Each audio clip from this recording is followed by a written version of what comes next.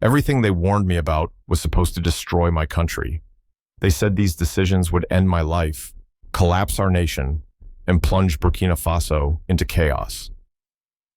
They were wrong. Those very decisions are the reason we are still standing today, and I can prove it. My name is Ibrahim Traoré. I am the president of Burkina Faso. I am 36 years old, and every single day I carry the weight of 22 million lives on my shoulders. But today, I am not speaking to you as a president. I am not speaking to you as a soldier. I am speaking to you as an African son who made a choice everyone told him not to make.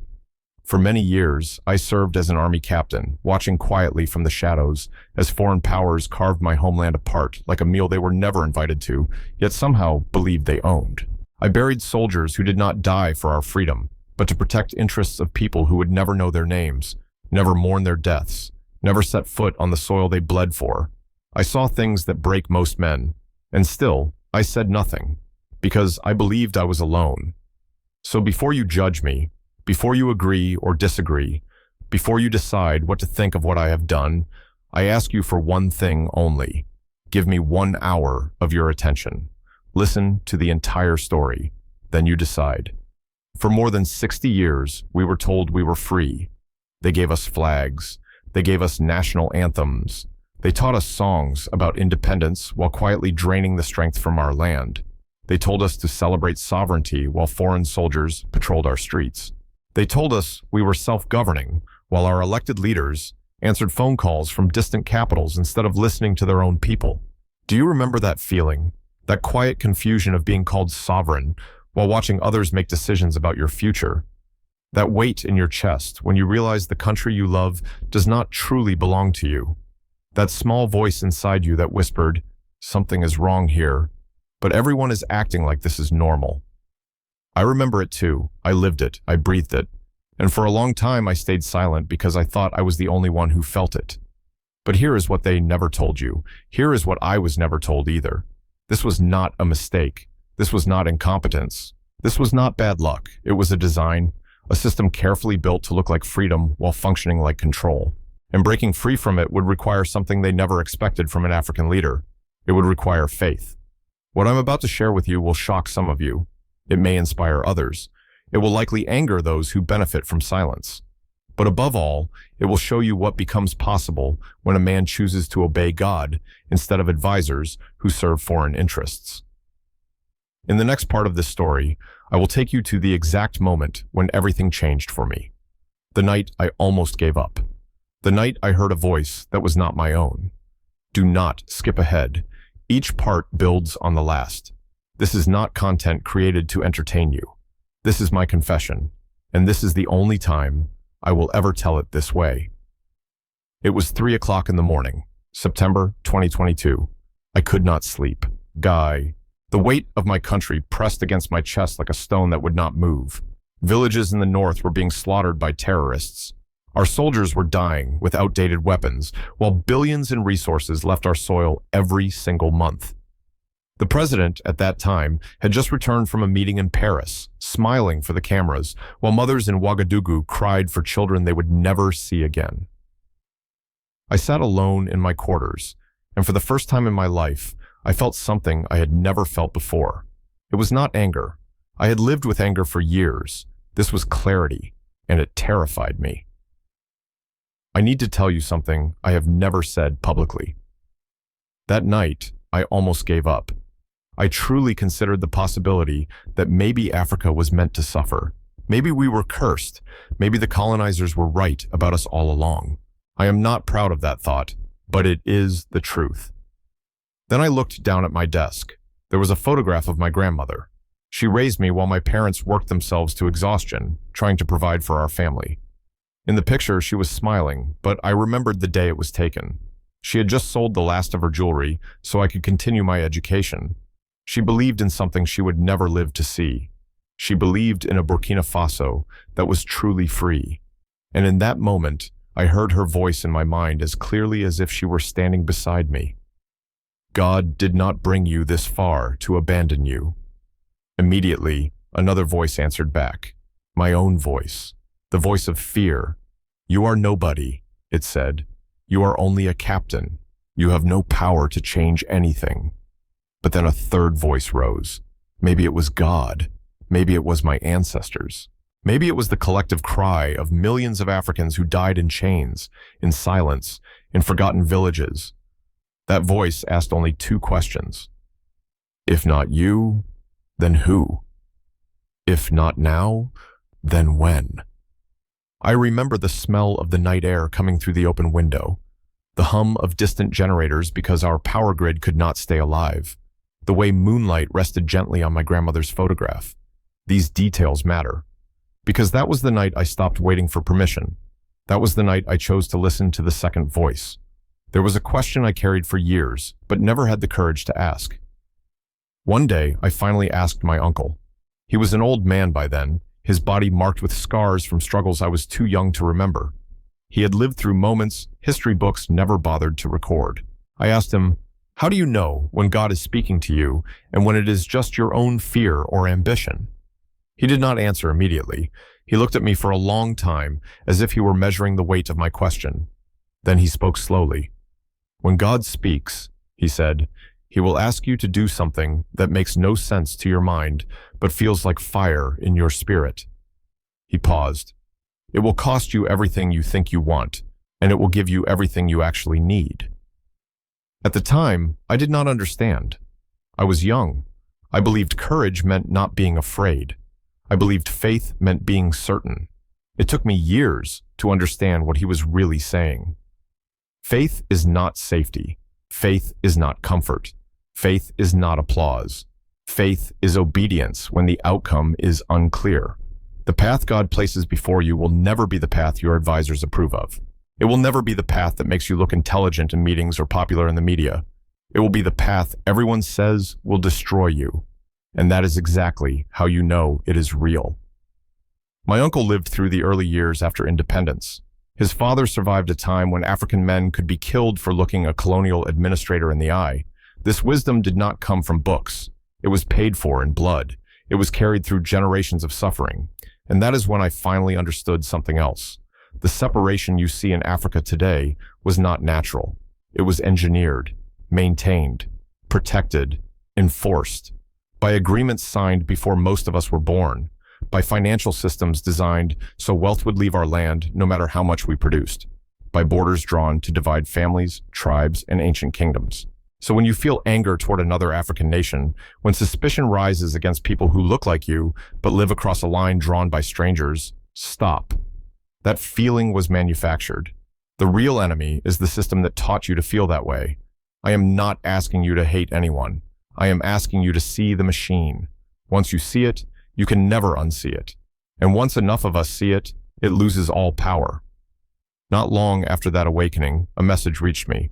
A delegation wanted to meet.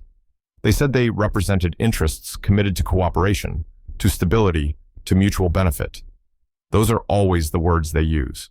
I agreed to the meeting, not because I trusted them, but because I needed to understand exactly what we were facing. They arrived in expensive suits, speaking softly, smiling often. They brought gifts. They brought promises. They brought documents filled with projections and signatures. For 3 hours, I listened. They spoke of investment, of development projects, of military support against terrorism. They painted a future that looked beautiful on paper. Then they told me the cost. They needed continued access to our resources at prices they would decide. They needed military cooperation, which meant their soldiers would remain on our soil. They needed me to understand that certain decisions about my country would still require their consultation, as if we were equal partners, as if 60 years of exploitation were a misunderstanding we could erase with handshakes. I asked them one question. If this arrangement is so beneficial, I said, why are we still among the poorest nations on earth while standing on some of the richest soil? The room fell quiet. The lead diplomat hesitated. His smile flickered. Then he said words I will never forget. "Mr. Captain," he said, "some countries are simply not ready to manage their own affairs. Development takes time. You must be patient." In that moment, I felt my grandmother's voice again. I felt the fire my uncle had described.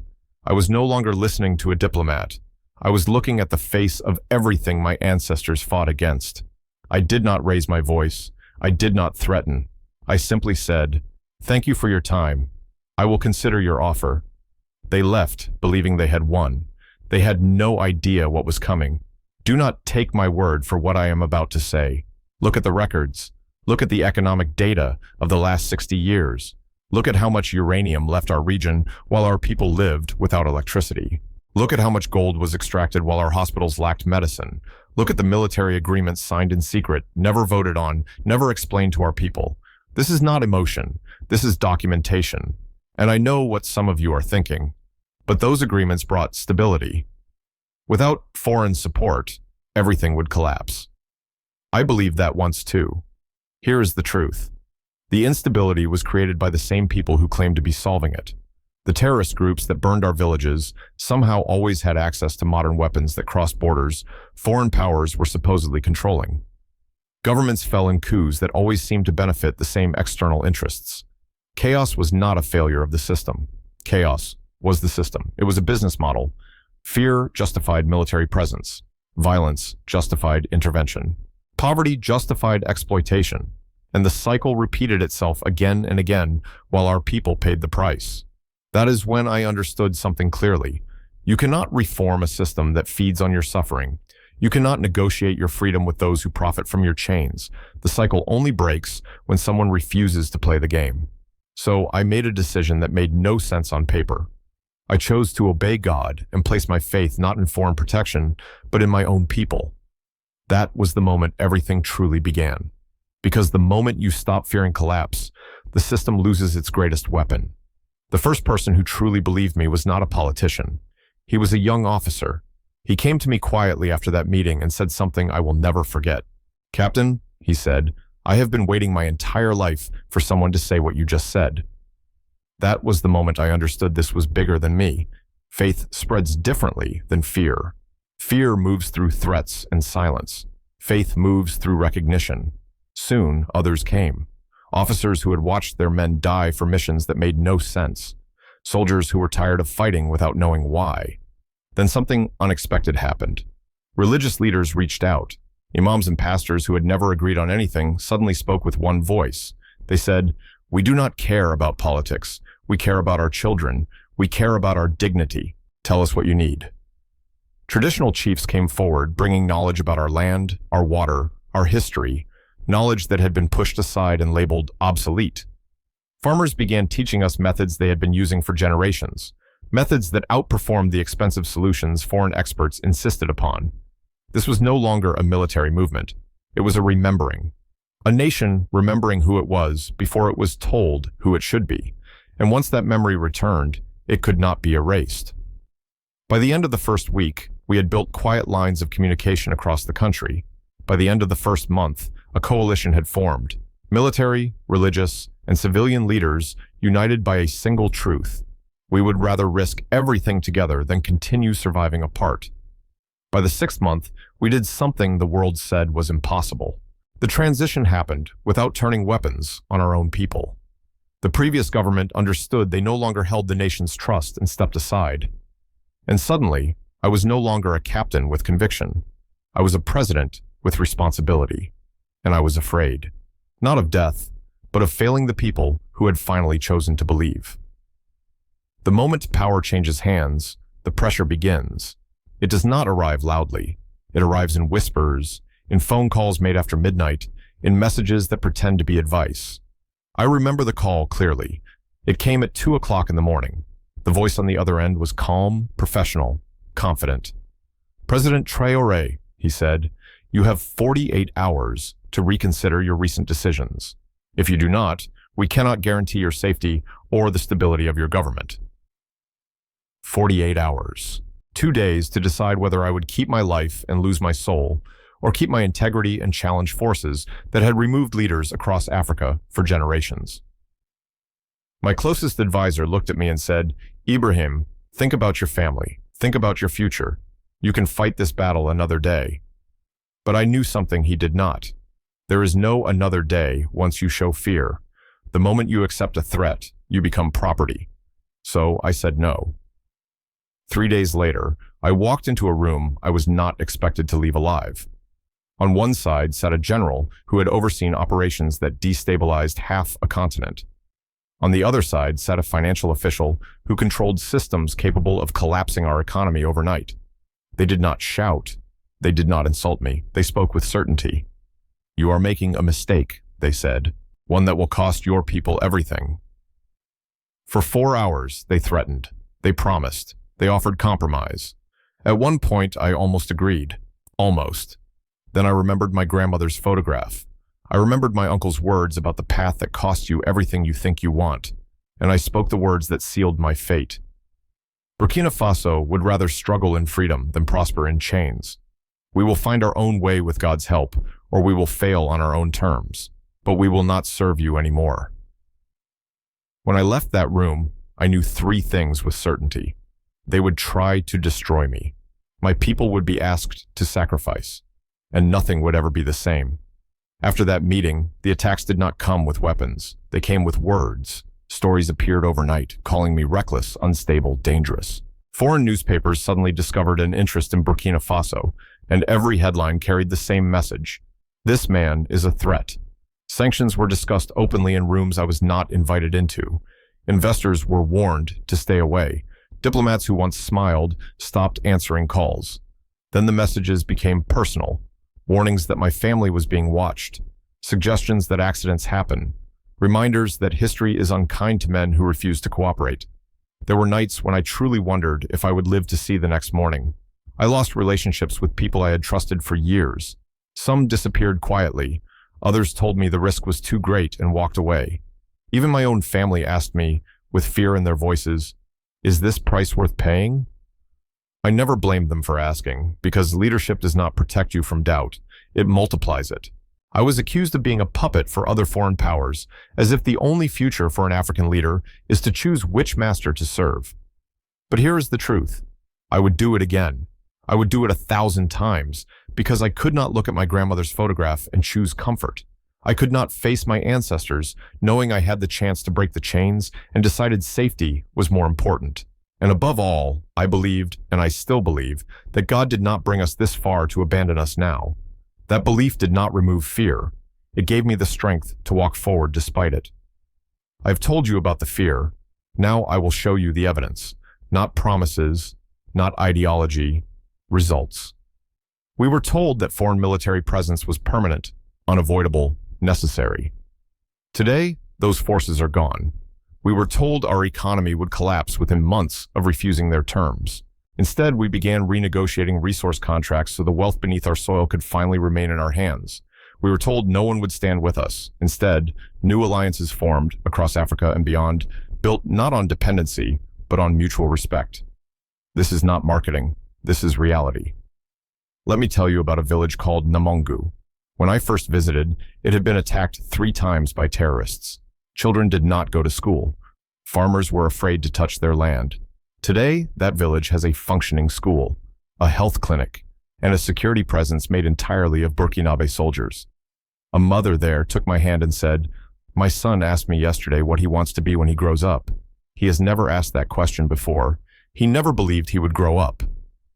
That question, a child daring to imagine a future, is the real measurement of success.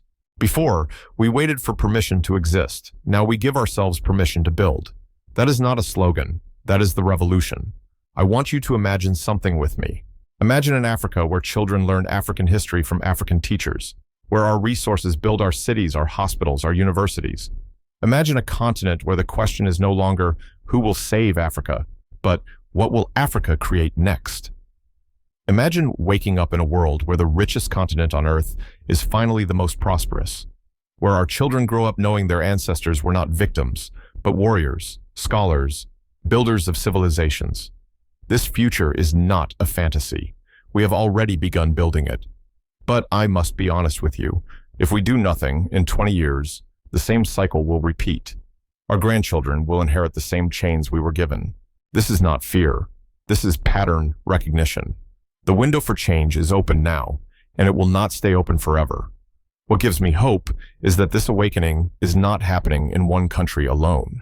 It is happening in Mali, in Niger, across the continent. The future is not coming. It is already here. If you have listened this far, I know something about you. You are not satisfied with the world as it is. You feel a pull towards something greater. You have always known you were meant for more than what you were told was possible. This message found you for a reason. It is okay to believe Africa can rise. It is okay to believe that faith and action can change history. It is okay to hope without permission. I want to leave you with this. You are not a spectator. You are not here by accident. You are not alive in this moment by coincidence. History does not move forward because of institutions. It moves forward because ordinary people decide they will no longer accept lies as the price of survival. You do not need permission to believe. You do not need approval to hope. You do not need validation to stand for dignity. If you are African, your identity is not a limitation. It is a source of power they taught you to forget. If you are not African, this message still concerns you, because a world built on exploitation will eventually collapse on everyone. In the next 24 hours, share this message with one person who has lost hope. In the next 30 days, find one way, no matter how small, to support self-determination. Through education, through investment, through truth. Refuse the stories that say nothing can change. Refuse the voices that benefit from your silence. Save this testimony. Return to it when doubt returns. Let it sink into your spirit. Because this moment is not just about Burkina Faso. It is about what happens when people remember who they are. The door is open, the family is waiting, and history is watching. You were created for this moment.